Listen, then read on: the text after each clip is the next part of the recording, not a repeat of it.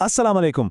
आज हम सब्र की एक ऐसी अजीम दास्तान पर बात करने वाले हैं जो है हज़रत अय्यूब अलैहिस्सलाम की कहानी। उनकी ज़िंदगी हमें ईमान की ताकत, आजमाइशों की हकीकत और अल्लाह की रहमत पर मतलब एक गैर मुतज़लज़ल यकीन का सबक सिखाती है। तो कहानी का आगाज ही एक बहुत गैर मामूली ऐलान से होता है। फरिश्ते गवाही दे रहे हैं, आज रोए ज़मीन पर बेहतरीन मखलूक अय्यूब हैं। ये सिर्फ कोई तारीफ नहीं है, बल्कि ये उस अजीम आजमाइश का एक तरह से नुक्ता आगाज है जो उनके ईमान को परखने वाली थी। अच्छा, आजमाइश से पहले हजरत अय्यूब की जिंदगी थी कैसी? वो नेमतों से मालामाल थे, लेकिन यहाँ अहम बात यह है कि उनका ईमान और शुक्रगुजारी सिर्फ खुशहाली का नतीजा नहीं था। वो फरावानी में भी इतने ही शुक्रगुजार थे जितने बाद में वो आजमाइश में साबित कदम रहे, और यही तो हकीकी ईमान की निशानी है। देखें, अल्लाह ने उन्हें हर नेमत से नवाजा था। एक वफादार बीवी, रहमत, बहुत से बेटे बेटियां और ज़मीन और मवेशियों की शक्ल में बेपनाह दौलत। लेकिन उनकी असल दौलत आप कह सकते हैं उनका किरदार था। वो अल्लाह के एक मुखलिस और शुक्रगुजार बंदे थे, और उनकी सखावत गरीबों और ज़रूरतमंदों के लिए मशहूर थी। लेकिन आप जानते हैं, जहां इतना गैर मामूली ईमान हो वहां आजमाइश भी आती है।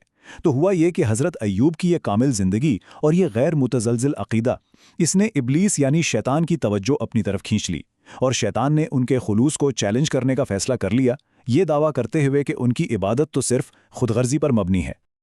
और यहीं से कहानी का मरकजी तसादुम शुरू होता है। एक तरफ फरिश्ते हैं जो हज़रत अय्यूब को मोमिनीन के लिए बेहतरीन मिसाल करार दे रहे हैं, दूसरी तरफ है शैतान जो अल्लाह के सामने ये तंज़िया दावा करता है कि इनकी इबादत तो सिर्फ अपनी दौलत की हिफाजत के लिए है। ये खुलूस पर एक सीधा सीधा हमला था। शैतान का दावा बहुत सादा और जहरीला था। अगर आप उसकी दौलत छीन लें तो आप देखेंगे कि वो आपका नाम लेना छोड़ देगा। इसका मानना था कि हज़रत अय्यूब का ईमान सिर्फ उनकी मादी नेमतों से जुड़ा हुआ है, और इसके बगैर वो टूट कर बिखर जाएगा। अल्लाह ताला जो अपने बंदे के दिल की सच्चाई को सबसे बेहतर जानता था, उसने इस आजमाइश की इजाज़त दे दी। ये कोई सज़ा नहीं थी, बल्कि ये एक मौका था कि शैतान और पूरी कायनात पर यह साबित किया जाए कि हकीकी ईमान नेमतों का मोहताज नहीं होता। यह हज़रत अय्यूब के खुलूस को ज़ाहिर करने का एक तरीक़ा था। को अब कहानी इस मरहले में दाखिल होती है जहां हज़रत अय्यूब का ईमान हतमी इम्तिहान से गुजरता है। एक के बाद एक उनसे सब कुछ छीन लिया जाता है। ये कोई एक आफत नहीं थी, बल्कि ये आजमाइशों का एक सिलसिला था जो उन पर टूट पड़ा। पहले उनकी सारी दौलत तबाह हो गई, फिर एक ही लम्हे में उनकी तमाम औलाद छिन गई, और आखिरकार उनका अपना जिस्म एक शदीद बीमारी का शिकार हो गया जिसने उन्हें कमज़ोर और बेबस कर दिया। अपने तमाम दौलत खोने के बाद हज़रत अय्यूब का रद्द-ए-अमल क्या था? शिकायत का एक लफ्ज़ भी नहीं। उन्होंने फ़ौरन अल्लाह की हाकिमियत को तस्लीम किया और कहा, जो अल्लाह ने ले लिया वो उसी का था, मैं तो सिर्फ एक निगरान था। और ये कहकर वो अपने रब के हुजूर सजदे में गिर गए। इसके बाद एक ऐसी आजमाइश आई जो किसी भी इंसान के लिए नाकाबिल तसव्वुर है, उनकी तमाम औलाद की मौत। इस दिल दहला देने वाले गम के बावजूद उनका रद्द अमल वही रहा, सब्र और अल्लाह की तरफ रुजू।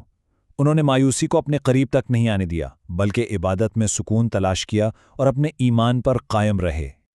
तीसरी आजमाइश ने उनकी सेहत और मुआशरती हैसियत को भी छीन लिया।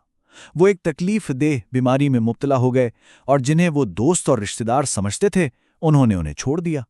इस मुकम्मल तन्हाई और बेबसी में सिर्फ एक ही सहारा बाकी था, उनकी वफादार बीवी रहमत। सालों की तकलीफ और सब्र के बाद कहानी अपने जज्बाती उरूज पर पहुंचती है। ये वो लम्हा है जहां इंसानी बर्दाश्त की हद और अल्लाह पर गैर मुतज़लज़िल यकीन का टकराव होता है। सालों की मशक्क़त और अपने शोहर की तकलीफ देखकर उनकी वफादार बीवी भी आखिरकार टूट गईं। शैतान के वसवसों और अपनी थकावट से मगलूब होकर उन्होंने हज़रत अय्यूब से सवाल किया, आप अल्लाह से दुआ क्यों नहीं करते कि वो इस मुसीबत को दूर कर दे? ये इंसानी कमज़ोरी का एक लम्हा था जो उस शदीद दबाव की अक्कासी करता है जिससे वो गुजर रही थीं। यहाँ हज़रत अय्यूब का जो जवाब था ना, वो उनके गैर मामूली नुक्ता नज़र को ज़ाहिर करता है। उन्होंने अपनी बीवी को याद दिलाया कि देखो, हमने 70 साल अल्लाह की नेमतों और अच्छी सेहत में गुजारे हैं, जबकि ये आजमाइश तो सिर्फ 7 साल से है। उनका जवाब उनकी गहरी हया और सब्र की अक्कासी करता था। मुझे अपने रब से ये कहते हुए शर्म आती है कि वो मेरी मुश्किल दूर कर दे, क्योंकि मैंने खुशहाली में ज़्यादा वक्त गुजारा है शिकायत करने के बजाय उन्होंने शुक्रगुजारी का इंतखाब किया, अपनी तकलीफ को अल्लाह की बेशुमार नेमतों के मुकाबले में बहुत कम समझा। जब उनकी बीवी भी उन्हें छोड़ गईं और वो बिल्कुल तन्हा रह गए, तब आखिरकार हज़रत अय्यूब ने अपने हाथ दुआ के लिए उठाए। लेकिन ये एक बहुत अहम नुक्ता है, उनकी दुआ शिकायत या मुतालबे की नहीं थी। ये अल्लाह की रहमत के लिए एक आजिज़ाना इल्तिजा थी, एक मुकम्मल सर तस्लीम खम करने का लम्हा। और अब हम कहानी के इस खूबसूरत हिस्से की तरफ आते हैं, जहां ईमान के इस हतमी इम्तिहान का सिला दिया जाता है। अल्लाह की रहमत नाजिल होती है और हर चीज़ बहाल हो जाती है। अल्लाह ने उनकी दुआ कबूल फरमाई, उन्हें हुक्म हुआ कि अपना पाँव ज़मीन पर मारें। फ़ौरन एक चश्मा फूट पड़ा और जैसे ही उन्होंने उसके पानी से गुस्ल किया, उनकी सेहत मुकम्मल तौर पर बहाल हो गई। लेकिन रहमत यहीं ख़त्म नहीं हुई, उनकी दौलत वापस आ गई और मौजज़ाना तौर पर उनके बच्चे भी उन्हें वापस मिल गए। यहाँ एक और दिलचस्प पहलू है। गुस्से के एक लम्हे में उन्होंने कसम खा ली थी कि सेहतयाब होने पर वो अपनी बीवी को 100 कोड़े मारेंगे। लेकिन अल्लाह की रहमत देखें, उन्हें हुक्म दिया गया कि वो पतली घास का एक गुच्छा लें और उससे सिर्फ एक बार मारें। ये एक ऐसा हल था जिसने उनकी कसम को भी पूरा किया और उनकी वफादार बीवी को तकलीफ से भी बचा लिया। ये अल्लाह की हिकमत और रहमत की एक क्या ही खूबसूरत मिसाल है। उनकी बहाली हर लिहाज से मुकम्मल थी। कहा जाता है कि वो 93 साल की उम्र तक जिंदा रहे और उनकी बाकी जिंदगी दोबारा नेमतों और खुशियों से भरपूर थी। उनके गैर मुतजलसिल सब्र और ईमान का हतमी इनाम। तो इस पूरी कहानी से हम क्या सीखते हैं? हज़रत अय्यूब की ज़िंदगी हमें याद दिलाती है कि आज़माइशें ईमान का हिस्सा हैं। ये अल्लाह की नाराज़गी की निशानी नहीं, बल्कि ये हमारे किरदार को मजबूत करने और इससे हमारे ताल्लुक़ को मज़ीद गहरा करने का एक ज़रिया है। तो इस तज्ज़िये को हम एक सवाल के साथ ख़त्म करते हैं, जिस पर हम सबको गौर करना चाहिए।